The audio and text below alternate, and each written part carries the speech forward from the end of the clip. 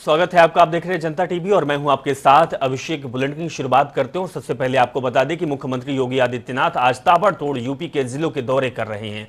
CM Yogi Adityanath कई विकास परियोजनाओं की सौगात देने के लिए योगी आदित्यनाथ और केंद्रीय सड़क परिवहन मंत्री नितिन गडकरी सोमवार को जौनपुर के मछली शहर पहुंचे। फौजदार इंटर कॉलेज में जनसभा को संबोधित करते हुए मुख्यमंत्री योगी आदित्यनाथ ने सपा समेत पूरे विपक्ष पर करारा हमला बोला है। उन्होंने कहा कि वंशवाद और परिवारवाद करने वालों ने यूपी को बदहाल कर दिया था। मुख्यमंत्री ने कहा कि समस्या का जो समाधान करे वही सरकार है। परिवारवाद और वंशवाद के आधार पर जिन लोगों ने नौजवानों के साथ खिलवाड़ किया वे विकास नहीं करा सकते थे। जब कोई नौकरी निकलनी हो तो खानदान निकल पड़ता था वसूली पर। हमने 5 लाख युवाओं को पारदर्शी तरीके से सरकारी नौकरी दी है। तो आपको हम ग्राफिक्स के जरिए भी दिखा रहे हैं कि पूर्वांचल को आज सीएम योगी आदित्यनाथ ने क्या कुछ दिया है, जो सौगातें उन्होंने दी है, मिर्जापुर को उन्होंने क्या दिया है और साथ में लगातार जो अलग अलग क्षेत्रों का दौरा कर रहे थे उसके साथ उनका दौरा कितना खास कह सकते हैं, कितना अच्छा कह सकते हैं जिले के लिए। बहनों और भाइयों, उत्तर प्रदेश में कोई कमी नहीं है। धनवान प्रदेश है पर जनता गरीब है। ये मेरे बात कभी समझ में नहीं आती कि राज्य अगर धनवान है तो जनता गरीब क्यों है। और इसी को आपको सोचना होगा कि उत्तर प्रदेश में जिन लोगों ने राज किया, जिस वंशवाद की बात प्रधानमंत्री योगी जी कर रहे थे कि प्रधानमंत्री के पेट से प्रधानमंत्री पैदा होगा, एमपी के पेट से एमपी पैदा होगा, एमएलए के पेट से एमएलए पैदा होगा और बाकी कार्यकर्ता क्या करेंगे। तो मैं मजाक में कहता था कि चुनाव चिन्ह घंटा लेकर बजाते रहे।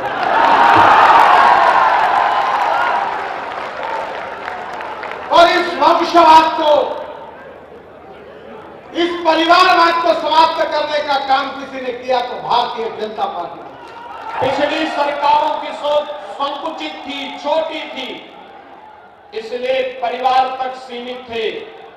और आज प्रधानमंत्री मोदी जी के लिए भारत की 135 करोड़ की आबादी ही परिवार है और इसलिए भारत सरकार के स्तर पर इंफ्रास्ट्रक्चर डेवलपमेंट के जो बड़े बड़े प्रोजेक्ट आज लागू किए जा रहे हैं, उसका परिणाम है कि भारत की दुनिया के अंदर एक नया सम्मान बढ़ा है। खबर लखनऊ से है। कांग्रेस पार्टी से जुड़ी हुई है क्योंकि कांग्रेस पार्टी ने घोषणा कर दी है और उसको अमलीजामा पहनाने के लिए मंथन पे जुड़ी हुई है। कॉल हाउस में स्क्रीनिंग कमेटी की बैठक कांग्रेस पार्टी की चल रही है और बैठक में प्रियंका गांधी के साथ प्रदेश के अध्यक्ष लल्लू राम भी मौजूद हैं। कॉल हाउस में जारी है स्क्रीनिंग कमेटी की बैठक। कांग्रेस की महासचिव प्रियंका गांधी अध्यक्षता कर रहे हैं इस बैठक की।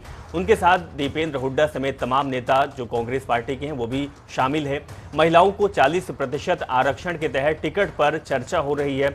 विभिन्न जिलों से आए आवेदन पर भी बातचीत हो रही है। महिलाओं को 40% टिकट दिए जाने पर मंथन भी चल रहा है। तो बेहतर प्रत्याशियों की स्क्रीनिंग करके टिकट बांटे जाएंगे, इस तरीके की बात सामने आ रही है और ये कांग्रेस पार्टी की बेहद ही अहम बैठक कह सकते हैं क्योंकि इस बैठक में जो प्रियंका गांधी ने 40% आरक्षण की बात कही थी उसको लेकर यह बैठक चल रही है। तौकीर हमारे संवाददाता लखनऊ से जुड़े हुए हैं, उनके पास चलते हैं, वो जानकारी देंगे कि क्या कुछ चल रहा है कांग्रेस पार्टी में जो स्क्रीनिंग कमेटी की बैठक चल रही है और कब तक ये बैठक चलेगी। तौकीर।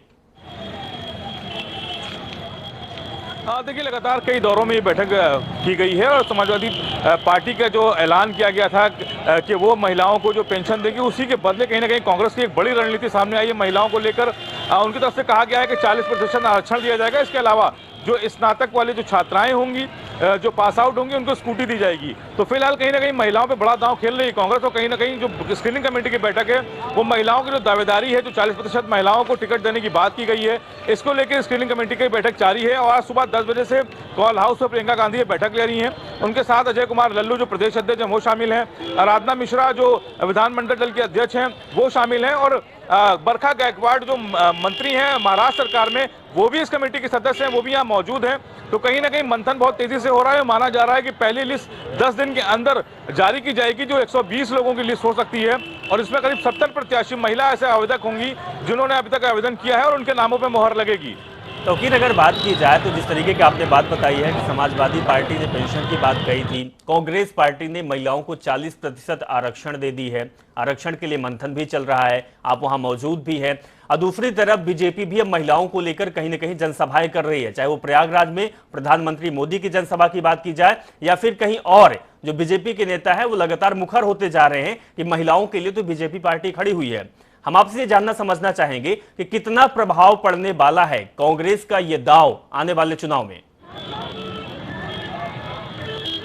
देखिए, जो देश की राजनीति है, चाहे प्रदेश की राजनीति हो, वो किचन से होकर निकलती है। तो कहीं ना कहीं महिलाओं के ऊपर इसीलिए बड़ा दांव खेला जा रहा है कि जो घर का बजट है, अगर वो महिलाएं बताएंगी कि कौन सी पार्टी बेहतर है और उनको अगर पूरी भागीदारी का मौका मिलेगा, तो ये आधी आबादी एक बड़ा बदलाव कर सकती है उत्तर प्रदेश में। और इसी के मद्देनजर जो कांग्रेस है उसने बड़ा दांव खेला है। पहले तो 40% का वादा किया है कि वो टिकट दावेदारी में महिलाएं शामिल होंगी। इसके अलावा जो स्नातक की छात्राएं हैं उनको कहा गया है कि वो स्कूटी दी जाएगी। इसके अलावा जो हाई स्कूल की जो छात्राएं होंगी उनको टैबलेट और मोबाइल की बात की गई है। तो कहीं ना कहीं जो पूरा महिला और जो युवतियों का तबका है उस पूरी आबादी को घेरने के लिए कांग्रेस ने ये पूरा जो एक अपना मैनिफेस्टो बनाया है महिलाओं के लिए, उसको जारी किया था। अब देखना ये होगा कि ये महिलाएं उन पुरुषों को कैसे रिझाती हैं जो अभी तक दूसरी पार्टियों में अलग अलग पार्टियों के समर्थक रहे हैं। अगर ये महिलाएं अपने पतियों को, अपने भाइयों को, बहनों को समझाने में समर्थक, अगर कुछ भी समर्थन मिलता है तो कहीं ना कहीं पार्टियों को तो जरूर इसका फायदा। बिल्कुल बिल्कुल। तो अब देखने वाली बात यही होगी कांग्रेस पार्टी की यह घोषणा और जो अमली जामा पहनाया जाएगा उसका कितना प्रभाव आगामी चुनाव पर पड़ेगा। लेकिन ये इतिहास में कहें पहली बार ऐसा हो रहा है कि कोई भी पार्टी 40% आरक्षण की बात कर रही है महिलाओं के लिए। बहुत बहुत शुक्रिया तौकीर हमारे साथ जुड़ने के लिए। वहीं राज्यपाल आनंदीबेन पटेल ने डॉक्टर राम मनोहर लोहिया अवध विश्वविद्यालय के 26वें दीक्षांत समारोह में शिरकत की। सभी टॉपर्स छात्र छात्राओं को गोल्ड मेडल देकर सम्मानित किया। बता दें कि 26वें दीक्षांत समारोह में मुख्य अतिथि के तौर पर राज्यपाल आनंदीबेन पटेल मौजूद रहीं। राज्यपाल आनंदीबेन पटेल द्वारा विविध विषयों और वर्गों के सभी टॉपरों को गोल्ड मेडल देकर सम्मानित किया गया। इस दौरान राज्यपाल आनंदीबेन पटेल ने कहा कि शिक्षा एक अनमोल रत्न है, सब पढ़ें सब बढ़ें। शिक्षित समाज से देश और सभी राज्यों का विकास होता है, राज्य तेजी से बढ़ता है। आप सभी देश और राष्ट्र और समाज के विकास में अपने कर्तव्यों का सही निर्वहन करें।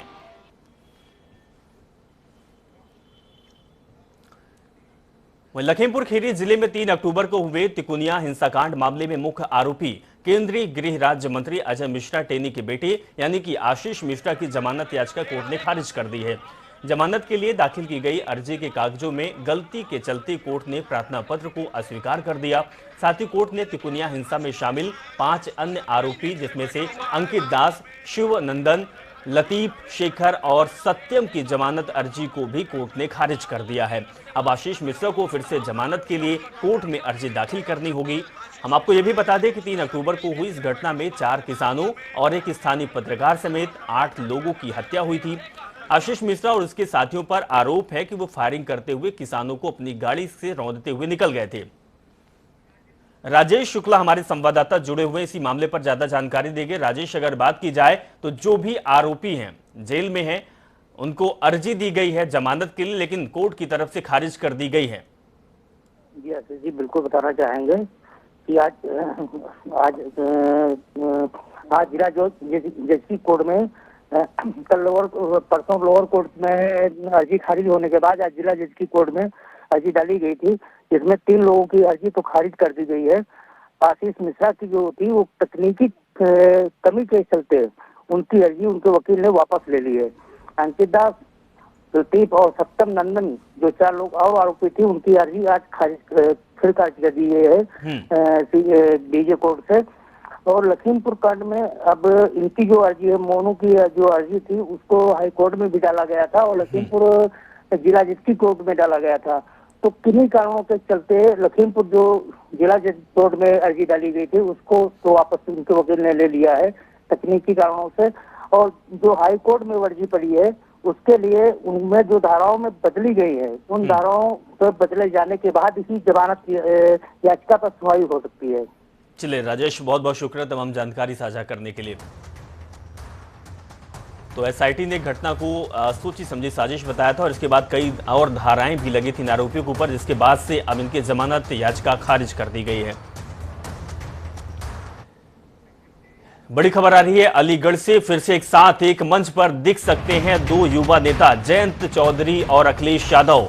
अलीगढ़ में 23 दिसंबर को सपा और रालोद की साझा जनसभा होगी। इगलास रैली में शक्ति प्रदर्शन भी अखिलेश यादव और जयंत चौधरी दोनों साथ में कर सकते हैं। साथ में आपको यह भी बता दें कि अब अखिलेश यादव और रालोद से जयंत चौधरी दोनों मिलकर शक्ति प्रदर्शन करेंगे और लोगों को कहीं ना कहीं अपने जो नीति और रीति है उससे अवगत कराने का प्रयास करेंगे। तो बड़ी खबर हम आपको दिखा रहे हैं अलीगढ़ से, 23 दिसंबर को सपा और रालोद की साझा जनसभा होगी। दो प्रदेश के दो युवा नेता एक साथ एक मंच पर दिखाई देंगे। तो उत्तर प्रदेश में अगले साल विधानसभा चुनाव होने वाले हैं, लिहाजा राज्य में चुनावी हलचल अब तेज हो गई है। तमाम दलों के नेता अभी से अपने अपने तरीके से वोटरों को रिझाने और अपने पक्ष में लाने में जुटे हुए हैं। इसी कड़ी में प्रधानमंत्री मोदी लगातार राज्य का दौरा कर रहे हैं। प्रधानमंत्री मोदी कल यानी कि मंगलवार को प्रयागराज जाने का कार्यक्रम है। बताया भी जा रहा है कि प्रधानमंत्री के इस कार्यक्रम में प्रदेश की 2 लाख से ज्यादा महिलाएं शामिल होंगी। तो संगम नगरी में कल प्रधानमंत्री मोदी का दौरा होगा और हम आपको ग्राफिक्स के जरिए दिखा रहे हैं कि किन परियोजनाओं का लोकार्पण और शिलान्यास करेंगे, कितने बजे उनका कार्यक्रम होगा और क्या कुछ खास रहेगा प्रधानमंत्री के इस दौरे को लेकर। सबसे बड़ी बात है कि प्रधानमंत्री के इस दौरे में 2 लाख से ज्यादा महिलाएं शामिल होंगी। अक्सर देखा जाता है कि पुरुषों की भीड़ होती है, लेकिन प्रयागराज संगम नगरी में इस बार महिलाओं की संख्या लाखों में दिखाई देने वाली है। गेट होगा जब आप उस मंदिर तक पहुंचने की कोशिश करेंगे तो वहीं देहरादून से एक बड़ी खबर आ रही है। भारतीय जनता युवा मोर्चा के राष्ट्रीय अध्यक्ष का देवभूमि दौरा चल रहा है। तेजस्वी सूर्या को जो कि 2 दिवसीय दौरे पर देवभूमि पहुंचे हुए हैं, उत्तराखंड जिला और मंडल के पदाधिकारियों के साथ बैठक भी कर रहे हैं। तो प्रदेश स्तर के पदाधिकारियों के साथ ये बैठक कर रहे हैं। यूथ डायलॉग कार्यक्रम में भी शिरकत करेंगे, साथ में चुनाव की रणनीति भी बना रहे हैं। ऋषिकेश के गंगा आरती में भी शामिल होंगे। तस्वीर दिखा रहे हैं आपको, जब भारतीय युवा मोर्चा के राष्ट्रीय अध्यक्ष जब देवभूमि पहुंचे, देहरादून पहुंचे, तो उनका जोरदार स्वागत किया गया। चुनाव को देखते हुए भारतीय जनता युवा मोर्चा के राष्ट्रीय अध्यक्ष का यह दौरा बेहद ही अहम और बेहद ही खास कह सकते हैं। मैं सभी युवा मोर्चा कार्यकर्ताओं को हृदय से धन्यवाद और अभिनंदन व्यक्त करना चाहता हूं। उत्तराखंड एक युवा प्रदेश है और इस युवा प्रदेश को पुष्कर जी के युवा नेतृत्व भी मिला है। हम सब आज प्रण ले रहे हैं कि युवा मोर्चा के नेतृत्व में हमारे युवा मुख्यमंत्री को फिर एक बार जिताकर हम आएंगे और उनके नेतृत्व में उत्तराखंड के भव्य और दिव्य डेवलपमेंट के जो काम है, विकास के काम है, वो हम साथ में मिलकर करेंगे। धन्यवाद। अजीत काम्बोज हमारे संवाददाता देहरादून से लाइव जुड़े हुए, उनके पास चलते हैं। अजीत, जिस तरीके से बीजेपी पार्टी अब कोई भी कोर कसर नहीं छोड़ना चाहती, चाहे वो जो कल की यात्रा निकाली गई हो, चाहे वो युवाओं की बात की जाए, युवाओं को लुभाने के लिए या युवाओं को अपने पक्ष में लाने के लिए भारतीय जनता युवा मोर्चा के राष्ट्रीय अध्यक्ष पहुंच चुके हैं। हम आपसे जानना समझना चाहेंगे कि इसका कितना प्रभाव पड़ने वाला है, क्योंकि विपक्ष की बात करें, चाहे आम आदमी की बात करें या तो फिर कांग्रेस की बात करें, वो युवाओं की बात कर रहे हैं। अब उसमें भारतीय जनता पार्टी भी पीछे नहीं हट रही है। अजीत, बिल्कुल, अगर उत्तराखंड प्रदेश की बात की जाए तो उत्तराखंड में भाजपा की तरफ से पुष्कर सिंह धामी सरकार है और धामी सरकार को सीधे तौर पर युवा सरकार के तौर पर प्रमोट किया जा रहा है प्रदेश भर में। तो ऐसे में उत्तराखंड भाजपा की पूरी कोशिश है कि शीर्ष नेतृत्व के साथ ही युवाओं को भी फील्ड में उतारा जाए और इसी कड़ी में आज भाजपा सीधे तौर पर भारतीय जनता युवा मोर्चा के राष्ट्रीय अध्यक्ष हैं तेजस्वी सूर्या, वो 2 दिवसीय दौरे पर राजधानी देहरादून पहुंचे हैं, जहां पर इस वक्त की अगर बात की जाए तो बीजापुर गेस्ट हाउस में जो जिलाधिकारी हैं, जिला प्रभारी जो युवा मोर्चा के हैं उनके साथ बैठक कर रहे हैं, जो युवा नेता हैं उत्तराखंड प्रदेश के उनसे सीधा संवाद कर रहे हैं, बातचीत कर रहे हैं कि कैसे आने वाले विधानसभा चुनाव में वो जनता के बीच में पैठ बना सकते हैं। और जो एक नारा दिया गया है अब की बार 60 पार, तो 60 सीटों पर कैसे कब्जा जमाया जा सकता है, युवा सरकार है, युवा नेतृत्व पुष्कर सिंह धामी के तौर पर मिला है, तो उसका सीधा फायदा कैसे आम जनता के से भाजपा को मिल सकता है, इसको लेकर यहां पर रणनीति बनाई जा रही है। और 2 दिन वो यहां पर रहेंगे, देर शाम तक बैठकों का दौर चलेगा। कल पूरे दिन भर उनके व्यस्त कार्यक्रम लगाए गए हैं भाजयुमो उत्तराखंड की तरफ से। तो उम्मीद यही है युवाओं को कि सीधे तौर पर जब युवा मोर्चा का राष्ट्रीय अध्यक्ष अगर उत्तराखंड पहुंचा है तो कहीं ना कहीं इसका सीधा फीडबैक आम जनता के बीच में जाना चाहिए और जनता की तरफ से भी इसका कैसा फायदा मिल सकता है इसको लेकर रणनीति बनाई जा रही है। अजीत, अगर बात की जाए तो कुछ दिन पहले भारतीय जो युवा मोर्चा के लोग हैं उन्होंने 20% आरक्षण की बात भी कही थी और उनका कहना है कि जब हमारे राष्ट्रीय अध्यक्ष देवभूमि आएंगे तो शायद इस पर अमल भी की जाएगी। क्या कुछ लगता है कि जो भारतीय युवा मोर्चा के लोग हैं, जो उनकी डिमांड है 20% आरक्षण की, क्या उनकी आरक्षण की इस डिमांड को मानी जाएगी, हाईकमान मानेगा? बिल्कुल आपने ठीक कहा, तेजस्वी सूर्या इस वक्त देहरादून में है और तमाम तरह की जो बातें हैं वो प्रदेश संगठन अपने राष्ट्रीय अध्यक्ष के साथ साझा कर रहा है। और सीधे तौर पर अगर 20% आरक्षण की बात की जाए तो उत्तराखंड की 70 विधानसभा सीटों का 20% सीधे तौर पर 14 विधानसभा सीटों को आता है। और अगर इन 14 विधानसभा सीटों पर युवा मोर्चा अपनी भागीदारी सुनिश्चित करने के लिए आरक्षण की मांग करता है तो कहीं ना कहीं तेजस्वी सूर्या इसको और बल देने का काम करेंगे। और कुंदन लटवाल जो प्रदेश अध्यक्ष है भारतीय जनता युवा मोर्चा के, उनका साफ तौर पर कहना था कि प्रदेश भर में युवा मोर्चा से जुड़े हुए पदाधिकारी कार्यकर्ता अपनी तैयारी कर रहे हैं, जो मजबूत पैठ भी रखते हैं आम जनता के बीच में, तो ऐसे में उनकी भी पूरी भागीदारी होगी और वो भी सुनिश्चित करेंगे कि जो 20% की अगर वो मांग करते हैं तो उसमें टिकट के हकदार भी युवा मोर्चा के कार्यकर्ता या पदाधिकारी बने। बिल्कुल अजीत, हमारे साथ आप जुड़े रहिए। एक और बड़ी खबर से हम रूबरू कराएंगे दर्शकों को। कांग्रेस स्क्रीनिंग कमेटी के अध्यक्ष अविनाश पांडे ने पत्रकार वार्ता कर सभी विधानसभा क्षेत्रों के संभावित प्रत्याशियों से चर्चा को लेकर जानकारी दी रही है, चर्चा हो रही है। और अविनाश पांडे का कहना है कि राहुल गांधी की रैली में जनता का मन साफ तौर से नजर आया है। उत्तराखंड की जनता परिवर्तन का मन बना चुकी है। भाजपा सरकार ने जनता के साथ किए गए वादों को पूरा नहीं कर पाई, साथ ही पूर्ववर्ती कांग्रेस सरकार की योजनाओं को भी बंद करने का काम किया गया है। पहले हम आपको सुनाते हैं क्या कुछ कहना है उनका प्रेस कॉन्फ्रेंस है, उसके बाद हम अपने संवाददाता के पास जाएंगे। जो वादे उन्होंने प्रदेश की जनता के साथ किए, आज हर एक वादों पे वो विफल हुए हैं। उन वादों का कहीं पर किसी प्रकार से कोई उपस्थिति या उसकी शुरुआत भी नजर नहीं आ रही। यहां तक कि कांग्रेस की सरकार द्वारा शुरू किए गए जन कल्याण की जो योजनाएं थी, प्रदेश के विकास के लिए जो योजनाएं शुरू की गई थी, उन पर भी एक उदासीनता बनी हुई। चलिए अजीत काम्बोज के पास चलते हैं, हमारे साथ जुड़े हुए हैं, ज्यादा जानकारी देंगे। अजीत, अगर बात की जाए तो कांग्रेस पार्टी भी पीछे नहीं है, कांग्रेस पार्टी बल्कि एक स्टेप आगे चल रही है। कांग्रेस पार्टी अब संभावित प्रत्याशियों के लोगों के बारे में, जो प्रत्याशी संभावित हैं, उनके नाम, उनके काम पर अब मुहर लगाने के काम कर रही है। प्रेस वार्ता उन्होंने की है, हालांकि बीजेपी पर उन्होंने घेराबंदी की है, लेकिन उनका भी कुछ साफ नजर नहीं आ रहा है, क्योंकि प्रत्याशी किस तरीके के मैदान पर उतारेंगे, संभावित प्रत्याशियों की मीटिंग हो जाएगी, लेकिन उनके पास कोई ऐसा रोड मैप क्या दिखाई दे रहा है जिससे वो चुनाव में आगे जाएं? बिल्कुल आपने ठीक कहा। कांग्रेस स्क्रीनिंग कमेटी के अध्यक्ष अविनाश पांडे की अगर बात की जाए तो उन्होंने आज पत्रकार वार्ता करके जरूर इस बात का खुलासा किया कि वो लगातार अपने कार्यकर्ताओं के बीच में हैं और अभी तक लगभग 45 सीटों पर वो स्क्रीनिंग कर चुके हैं। जो उन संभावित प्रत्याशी हैं 45 सीटों के, उनसे उनकी 1-to-1 मीटिंग हो चुकी है। क्या कुछ उनके मुद्दे हैं, कैसे वो जनता के बीच में पैठ रखते हैं, तो तमाम इश्यूज को लेकर बातचीत हो चुकी है। और आज की अगर बात की जाए तो लगभग 15 सीटें विधानसभा क्षेत्रों की, जिसमें राजधानी देहरादून के विधानसभा क्षेत्र भी शामिल हैं, तो इनको भी स्क्रीनिंग कमेटी के माध्यम से आगे रखने का काम किया गया है। हालांकि पत्रकार वार्ता में भाजपा सरकार को घेरने का काम ज्यादा नजर आया और साफ तौर पर कोई रोड मैप अविनाश पांडे साझा करते हुए नजर नहीं आए कि उनके जो संभावित प्रत्याशी हैं वो किस रोड मैप के तहत काम करेंगे। लेकिन अजीत, आपसे ये भी समझना चाहेंगे कि अगर कांग्रेस पार्टी की बात की जाए, कांग्रेस पार्टी के जो पुराने नेता हैं उनको भी मनाना कांग्रेस के लिए एक चुनौती है। कांग्रेस पार्टी में जो बीजेपी के नेता शामिल हो रहे हैं उनको भी कहीं ना कहीं मनाना पड़ेगा। तो क्या इन चुनौतियों को सामना कर पाएगी कांग्रेस? और नए जो युवा प्रत्याशी हैं वो भी टिकट की दावेदारी कर रहे हैं।